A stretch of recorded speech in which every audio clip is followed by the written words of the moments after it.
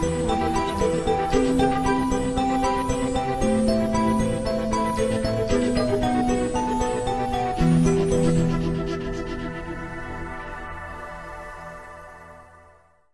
我係寶榮醫師，歡迎大家嚟到漢興中醫常用中藥系列嘅5分鐘教學。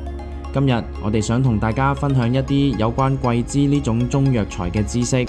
桂枝喺我哋中醫入面係一個好重要嘅藥材，尤其係用嚟解風散寒、溫通經脈方面，好多病都會用到佢。今次我哋唔單止會講佢嘅藥理作用，仲會講點樣用、點樣炮製，又點樣配伍其他藥材，真正做到運用自如。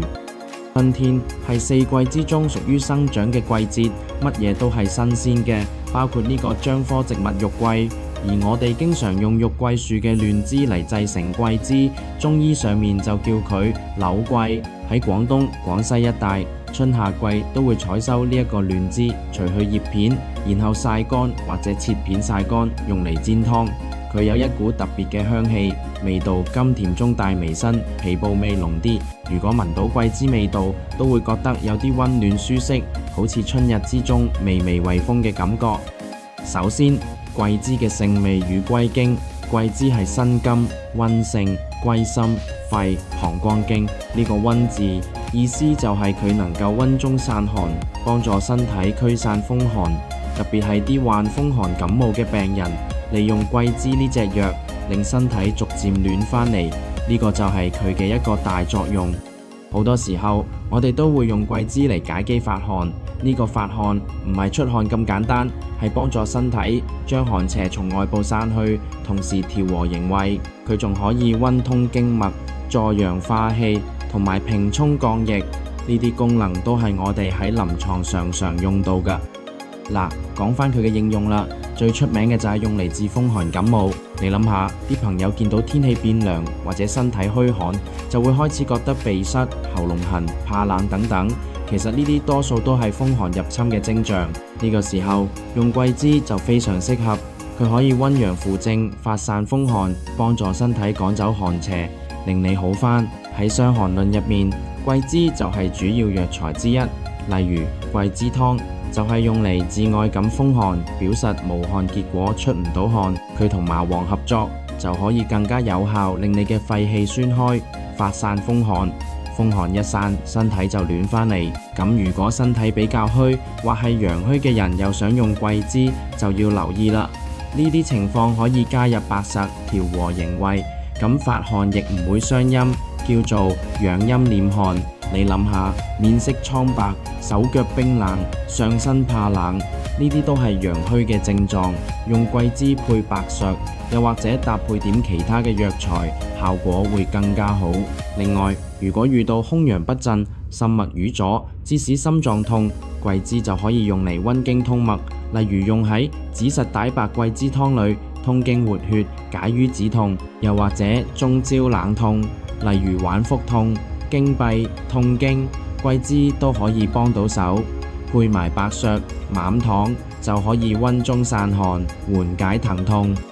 桂枝除咗治風寒感冒、脘腹冷痛等寒凝血滯痛症之外，仲可以用嚟治水腫、痰飲，主要原因喺脾陽不運，導致水濕內停，可以加茯苓、白芍祛濕助運，即係《金匱要略》入邊嘅苓桂術甘湯。如果喺膀胱氣化唔得，導致水腫嚴重嘅話，就可以使用五苓散，再配合其他你認識嘅藥進行加減。仲唔止，桂枝亦係心居同埋賓團嘅良方，分別係指心跳突然變快，同埋自覺有氣從少腹上衝胸煙嘅感覺。你試諗下，當一個人心陽不足、血脈運行不暢，就會覺得心動悸，用桂枝配甘草、人參、麥冬就可以幫助提升心陽、通血脈。另一方面，如果係陰寒壓住心肌，引動下焦之氣，上衝心胸，就可以用桂枝加桂湯幫陽化氣、平沖降液，解決賓團問題。而炮製方面，桂枝可以炮製成蜜桂枝，用熟蜜加水熬熱，再灑喺桂枝片面，等佢香氣淡啲，但味道更加甜微辛，效果長於溫中補虛、散寒止痛。用蜜桂之後，佢嘅辛通作用會稍微降低，更注重補虛溫中。咁講到配伍啦，桂枝其實可以同好多藥搭配，例如佢配麻黃會大大增強發汗解肌嘅效果，適合外感風寒表實症；配白術又可以養陰收斂止痛，特別係脘腹疼痛或者陰虛瘙癢嘅病人。你有冇留意到有啲配方會用桂枝配薑活防風去散風寒，又或者加入當歸、細辛、木通，醫治血虛寒阻、疼痛難忍，甚至喺心胸疼痛嘅時候配搭另一啲經絡藥，達到溫經通脈止痛嘅效果。